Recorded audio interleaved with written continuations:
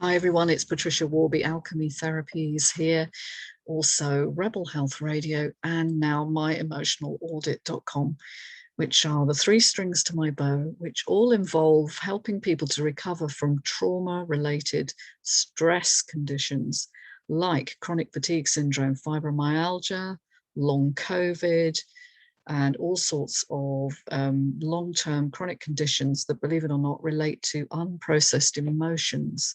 Emotions are not just a mental construct, they actually change your physiology. And I've done a lot of videos about this, a lot of audios and podcasts and so on. So I'm not going to go over that particular one here, but I will put it in the link. The important thing I wanted to talk to you about today was the role of anxiety in what's going on in our current scenario, in our battle against a virus, which has obviously overturned many of the understandings and freedoms that we previously took for granted. And I wanted to introduce the idea of, I guess, what happens to populations, not just individuals, when you're in a time of trauma, when the whole society is traumatized, particularly if you've had previous trauma that's been unresolved, so childhood trauma. And we have many of our leaders in that situation, have come from childhoods where their emotional life has not been supported. Their emotional health is not very great. Their EQ, if you like, their emotional quotient rather than their intelligence quotient, is not very high. And that is all to do, I believe, with the inability to kind of process emotions, to actually increase your resilience to emotional overwhelm. And because I've been working in this field for a number of years now, with people in those states, I kind of know what I'm looking for. But what I wasn't aware of, I guess, until very recently, watching a really enlightening podcast, which again, I'll put in the links here because I thought it was so very, very cogent, and also something that I hadn't sort of put two and two together, which was how populations who are in these anxiety states tend to look for very simple, focused solutions that appear to assuage the anxiety. They appear to answer the problem. And this is called a mass formation. And it's kind of like groupthink. George Orwell famously titled it groupthink. And I guess that's where we are right now, in a new time of everybody having to conform to a certain narrative, and those who don't, myself included, finding themselves isolated, alienated, and attacked for this, when in fact the science is very much on our side. And without going into the full detail here, because I've done that in other places, the battle we're currently engaged in is an unwinnable war. And it's coming about really because our culture is desperately unhealthy. And in fact, what I learned by watching this podcast about the nature of a mass formation is that there are four predicators, if you like, that allow these states to form in a population. And the first one is a sense of disconnect from others, from community. And of course, we've been seeing that over the years, gradually, as our lives have become more stressful, more individualized, and less community-based, the loss of community interactions, the loss of perhaps a spiritual connection with other people. But gradually, those things have been being eroded as we focus more on competition and consumerist buying, to actually achieve certain states of being, where we have more money than other people, or we have more power than other people. It's all about competition and not about cooperation. And so we are seeing huge amounts of disconnect in the population. And this is kind of setting us up for this time that we're in. The other thing that happens is a lack of meaning, particularly meaning making. So making meaning of who you are, what you do, particularly in your field of employment, the kind of job you do, your role in your family or in society, you know, a feeling that nothing is very meaningful. And I think we're seeing a huge rise in that as well. And of course, that's very linked to the lack of connection, the lack of community. We are designed to connect with others. We are psychosocial beings. I've talked a lot about that before. And so it's no surprise to me that the lack of meaning in people's lives also makes them more susceptible to what's going on. And the third predicator is really a free-flowing anxiety. And so this is where anxiety comes in. Now, anxiety is usually obvious, but it may not be. I mean, when you have a panic attack, that's a very obvious form of anxiety. But with free-floating anxiety or generalized anxiety, that just basically means it has nothing specific to attach to. You know, if you were in danger of losing your job, or you had something really stressful coming up, you'd expect to feel anxious. And that's more a regular form of anxiety, and it's actually normal and it's natural.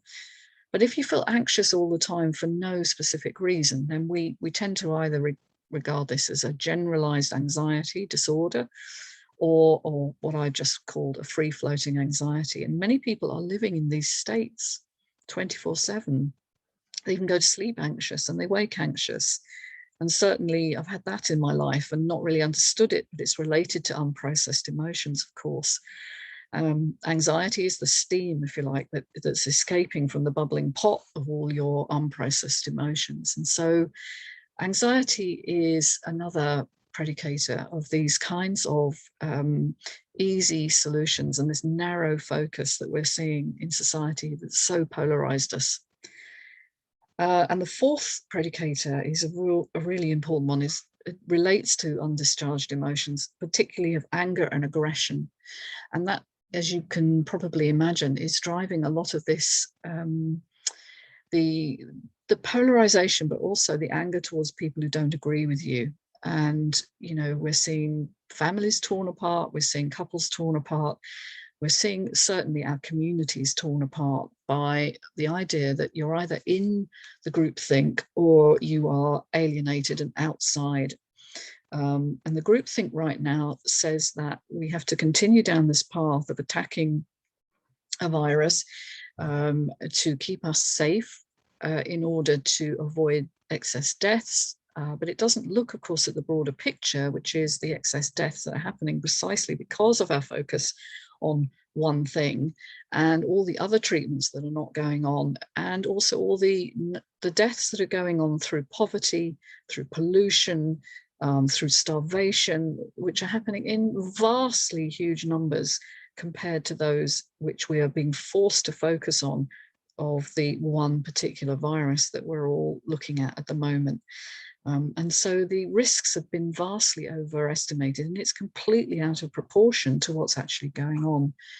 Even in our health system, you know, when you look at the figures, it has been recently acknowledged that 94%, this is in America, the CDC have acknowledged this, that 94% of so-called COVID deaths are actually unrelated to COVID, and, you know, only 6%. I dare say that's probably a similar rate in the UK. And in fact, notice very carefully that we're not saying people who died of COVID, we're saying who died within a month of a COVID diagnosis. And of course, there's the whole issue of diagnosis. Diagnosis is being done largely on a test that was never designed for that purpose, and actually measures exposure. It doesn't ever measure active infection. And so we are overestimating hugely not only the cases, but then we're designing public policy around that and forcing people into more and more isolation, which drives more and more disconnect, which drives a lower immunity, and of course, a narrower and narrower focus on the way out, which has to be via the prescribed process that governments and institutions are falling behind, because precisely they are traumatized too. And so we look to our leaders to lead us, with, you know, a reasoned judgment, with maybe considering all the options, looking at a broader raft of statistics than the ones we're being presented with, and they are failing us hugely. And all we are getting is fear and a public policy that drives this narrow approach to reducing and conquering this pandemic. And it's driving huge amounts of mental illness and disconnect, and it's just a juggernaut that no one seems to be able to stop. And so I have been speaking about this for a long time. I'm a former scientist myself. I do appreciate not everyone will agree with me listening to this, but noticing that we are not allowing discourse, we are not allowing voices that disagree, and we're polarizing them instead into pro and anti camps, which is the way that totalitarian governments polarize people before they instigate their final kind of control. And so I think it's no surprise actually that we're in the early, 2020s here.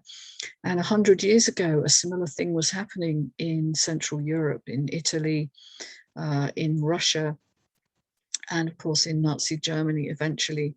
How you control a population via fear, via making a simple target. In this case, it's a virus. In the 1920s and 30s, it was the Jews in Nazi Germany. And we are seeing a very similar kind of feeling I think, in our communities, where you're either for the narrative or you are against and you are outcast.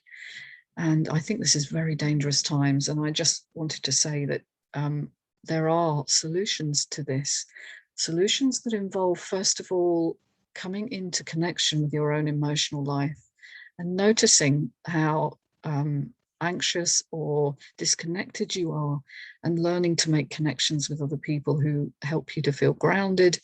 And even if you don't agree with them, learning that we're all in this world, we're all in this life together at this point in time, and we do need to cooperate with each other in ways that are compassionate and loving. And we need to teach our children these ideas as well, instead of making them into machines for kind of factory fodder, if you like. So I have a great deal of disquiet about how we're moving forward, but I also have an awful lot of hope. And I refuse to follow the fear line, at least most of the time I do. Some days I do struggle with that, and I'll be honest. But I refuse publicly to follow the fear line. And I see a lot of people joining together and finding new ways to create community links to take charge of their well-being and their health and their financial health, and taking away power from the people who would wrest it from us. Have no doubt about that. The people in power will not relinquish their power easily. The only way we can do this is by joining together as individuals and speaking out. And that's what I'm doing. Anyway, I'll be posting the links below to the original podcast that I viewed, and so changed my view of the importance of dealing with your emotional health when you are trying to create a good life. But that's all for now. Take care, everybody, and please do subscribe. See you soon. Bye.